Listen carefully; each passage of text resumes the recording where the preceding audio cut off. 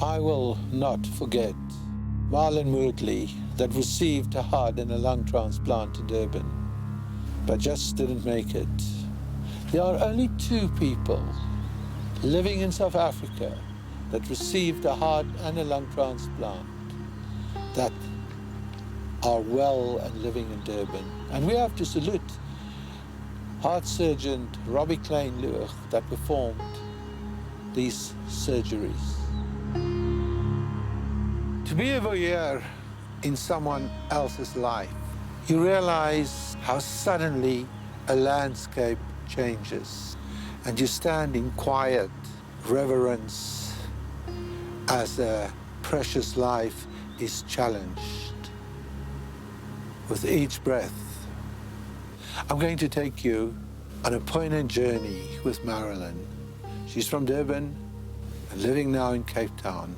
Her heart and lungs are failing her.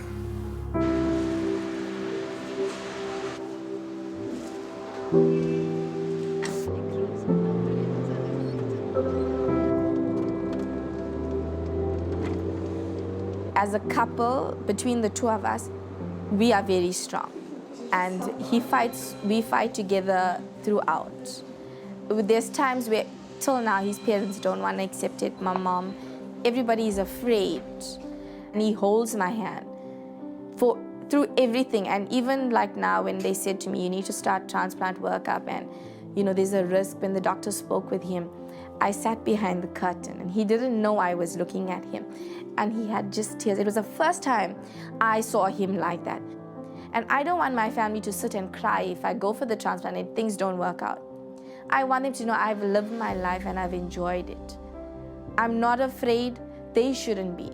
And with my husband, Dr. Kalagaro asked him, but Rampersad, how do you feel? And he says, I just didn't think it would be this soon.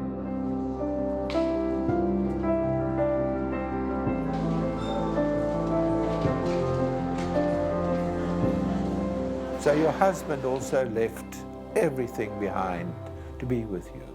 He left his family, his work, What work his whole did he life. do there? He worked for also maintenance and construction.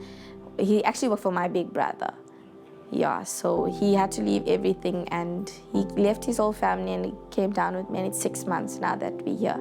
And all we have is each other and our kids. He looks like his dad and he looks like my family. Is it? Yeah. Okay.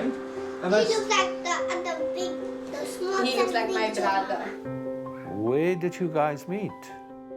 In Potchefstroom. He's actually my brother, one of my brother's best friends.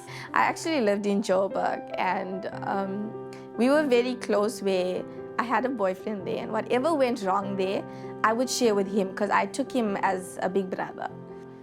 And he was always there to encourage me and support me.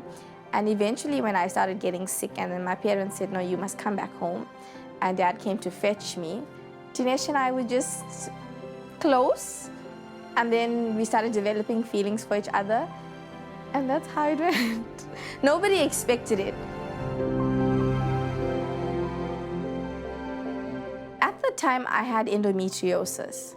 So I was admitted to the hospital to remove my womb.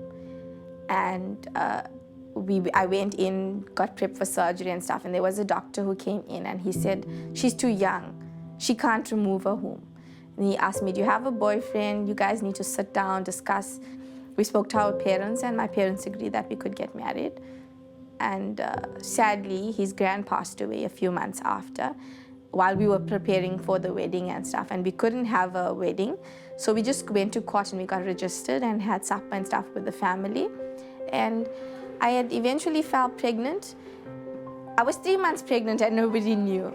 And I went to my doctor and she was shocked because she knew she was the one who kept saying to me, you won't be able to have kids. Yeah.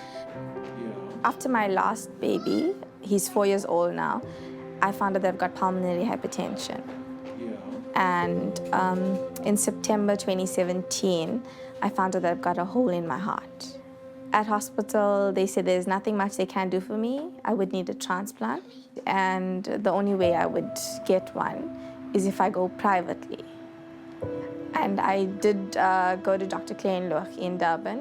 He was very good with me, and he also told me that I would need a transplant in time, and he gave me a financial breakdown of it, and financially the amount was too much for us. What was the financial implications? Just for the heart transplant was going to be between 750,000 to $1 million, and anti-rejection would be 50,000 every month. Then I started writing letters and doing videos on social media and trying to seek outside help. With one of the pulmonary hypertension patients, Roselle Shulman, she took my letter to Groote Schuur Hospital, and that's where the doctors said that they could help me. What's wrong with mommy? In the heart and double lung transplant. And what must people do? Give you a donor. They must become A donor. How do they become a donor? I'm a sign up. And become an honored donor. Sign up and become an organ donor. Okay, that's lovely. Look this way. Yeah, that's what you watch over t-shirts.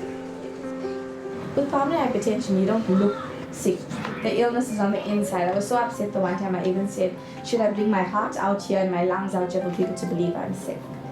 So because I look good and I was still doing modeling in Durban, and I did a maternity shoot, and I'm always out there. I want to be there. I want to do things. People say, but she's not sick. She must look sick. How can someone like put blue here and make me look like I'm gonna die? I'm gonna die anytime. It's one of those things, but I don't have to look at it to do for it to happen.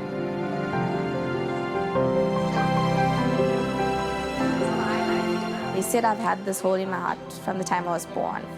So it's 30 years, and all the doctors, everybody's like shocked, and I've also got kids. So the biggest shock is that how did you have kids with such severe pulmonary hypertension and with such a huge hole in my heart?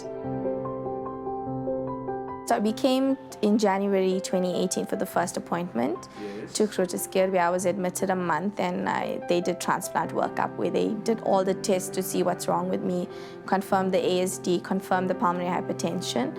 And thereafter, I came every 3 months for treatment to them, where they checked on me, how I'm doing and stuff. And then they said to me, I would need to relocate, because if they had to logistically transplant me, I would have to live in Cape Town. So we relocated in September last year, and we're here now 6 months. And before I moved to Cape Town, in September, on the 1st of September, we had a traditional Indian wedding. It was my husband's wish and my mom-in-law. It was my dream to have a wedding. Every girl wants a wedding. So we had a traditional wedding on the 1st of September, a spring wedding.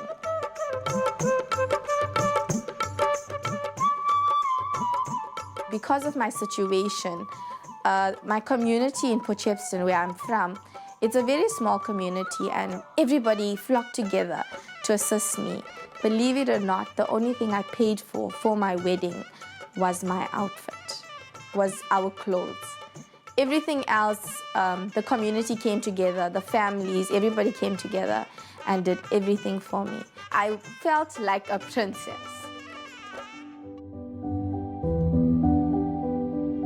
So are you going to stay here with Marilyn now? And to give her and the children and the husband support. Oh, that's wonderful. Because she's all alone here in Cape Town, and she's got no family. From a mother's perspective, you know, it's quite difficult when it's her only baby girl that is not well. The whole family is here. They all came from Durban. As an uncle, I know my brother is not well, so I thought I'll have to be at her side, especially now.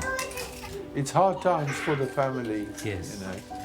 Because we don't know when again we'll come around, so we'll come here and spend a few days, spend as much time with her before she goes for treatment. We pray for her and hope everything goes well, and we support and stand by her always. So you went up to Table Mountain yesterday. How was that? Well, it was thanks to my uncle and auntie who came and made that dream come true. 2 weeks ago, when I was sitting at the cardiologist, and she said to me, I asked if I could fly because my brother-in-law isn't well in Johannesburg, and I really want to see him. Then she said to me, you can't fly, you can drive, you can take a train, or you could take the bus. And they know I'm very adventurous, I'm very outspoken, I'm a go-getter. And she says, don't even think of Table Mountain. And I looked at her and I smiled and I laughed and I said, we'll see. So my uncle and them came and they decided we're gonna go. Mommy was very scared the whole time with tears in her eyes, like what in case something happens. But we went up and I walked around the mountain. I enjoyed every minute of it. Breathing fresh air, pain-free. I felt there was no pollution. I stood up there and that pure oxygen, I enjoyed it and I made it, I did it.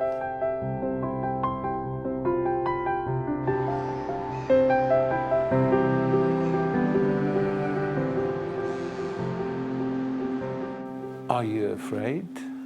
Actually, I'm not afraid because it's been 4 years now.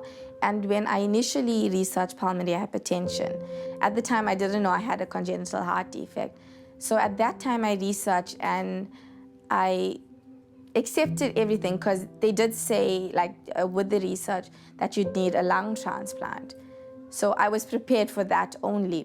And then when I was told about the congenital heart disease and the defect that I would also need a heart transplant, and that did make me a bit afraid because obviously I'm only human. Apparently the transplant just buys you time.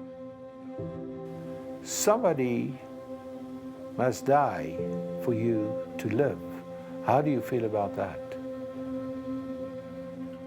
At the one side of me, the little person in the head said, you're being cruel. Somebody has to die for you to live. And then it was me who thought, look at my kids, look at my family, look at my husband, my parents. I want to live. That person that has signed up, knowingly why he or she signed up, it's to help somebody else. So I felt I'm not stealing that life from you. You are giving it to me. Are you afraid of death? Not. Why not? I know I'd be at peace. Living in this wicked world, I'm suffering more.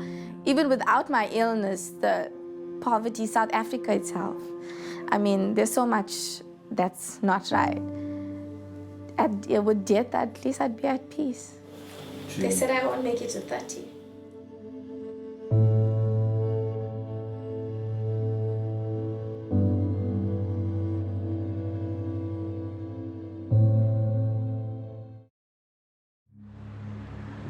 Unfortunately, Marilyn has no medical aid, and the transplant is extremely expensive. There are no other options. Groote Schuur Hospital in Cape Town is always at the forefront of major medical achievements. Marilyn is now in care of the medical team at the Groote Schuur here in Cape Town. So you're on the heart and lung transplant list now. They haven't activated me yet. Why not? So I think they're still waiting to find out. They said to me the sweet point. Sometimes if you're going to catch a train too early, it's not right. If you catch it too late, then they could be too late. Because apparently the transplant just buys you time. Okay, I'll find out about that tomorrow and I'll also let you know. Tell me, doctor, who decides when a patient goes on the organ donor waiting list? Well, it would be the clinicians looking after the patient in terms of they would all have end-stage organ failure. For heart, lung, liver patients, it's more when the clinical risk of the operation is counterbalanced with the benefit of the operation. Dr. Klein-Loog in Durban is doing heart and lung transplants. And there's only 2 surviving patients in South Africa. So I thought it's quite a risky business. Yeah, I mean, you don't want to overcomplicate these operations. I think if you've been given from a deceased donor family who've given you this gift, I think it's the responsibility of the clinicians to use it as wisely and as best as possible. So the criteria to go onto the waiting list would be based on clinical need with an end organ that has failed and the patient stands to benefit from a transplant.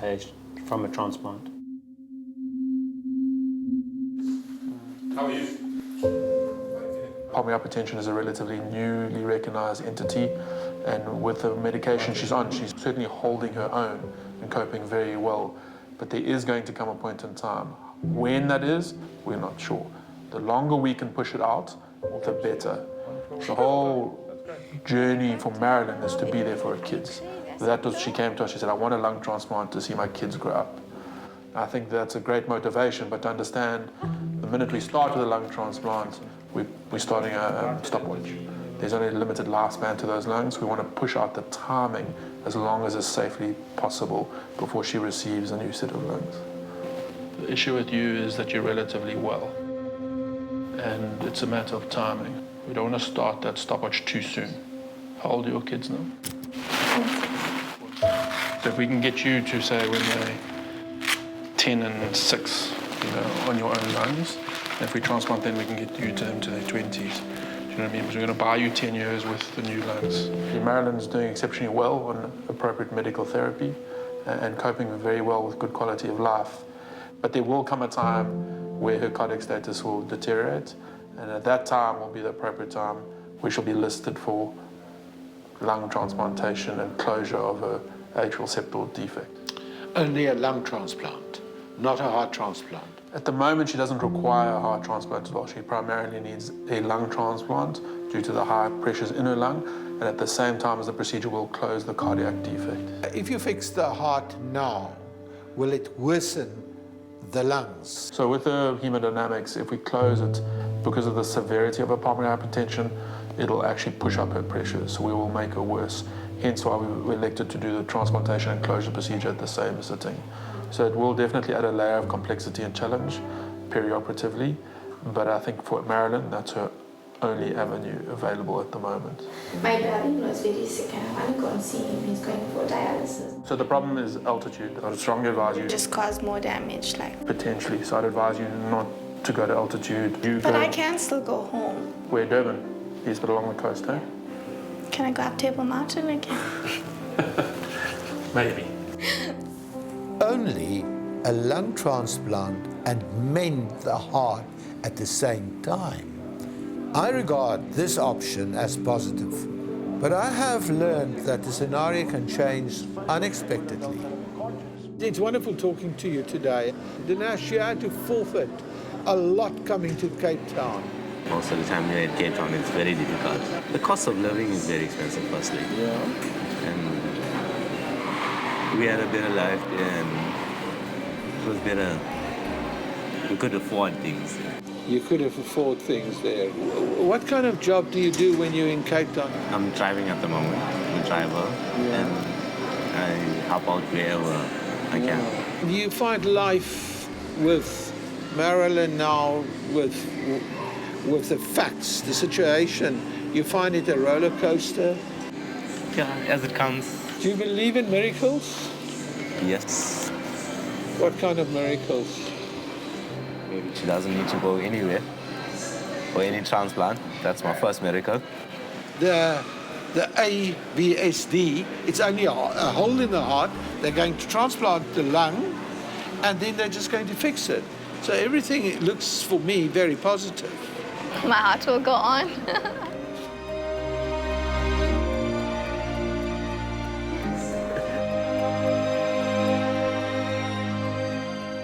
What is that tattoo on your arm? I actually have to still complete it. This is faith. Faith. Yes, and I want to put the word faith here. I haven't got down to doing it yet. Do you think you'd like to meet your donor's family? I want to hold that heart and those lungs, not with gloves on. I want to feel them. I want to know, I want to face that demon that I had to live with for 30 years.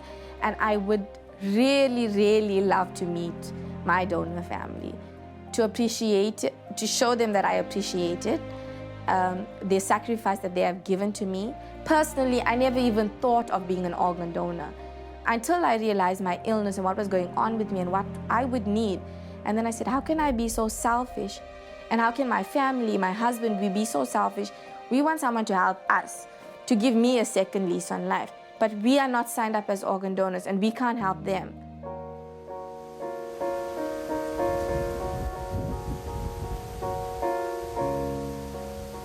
Marilyn is not well.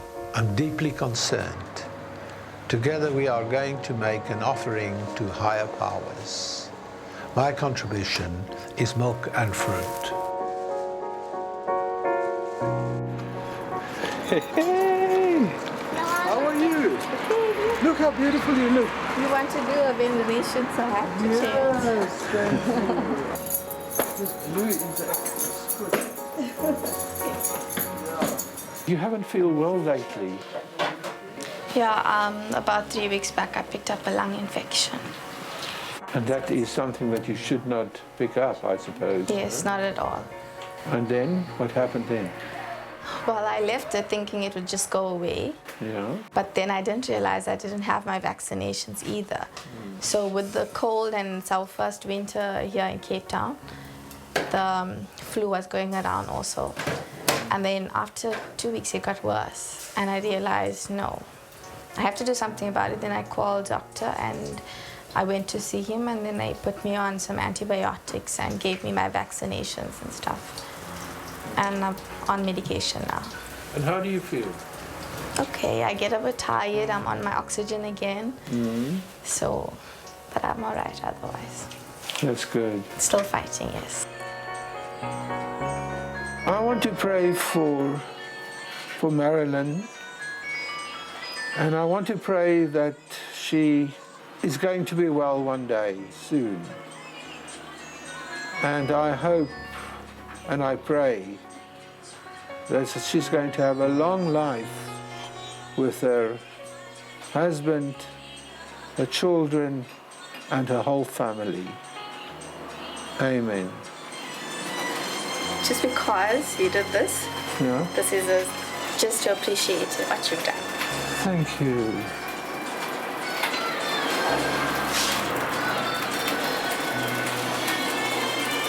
These days, I just feel like praying all the time for everybody, and especially for you, you know. Thank you. I want you to be well, you know.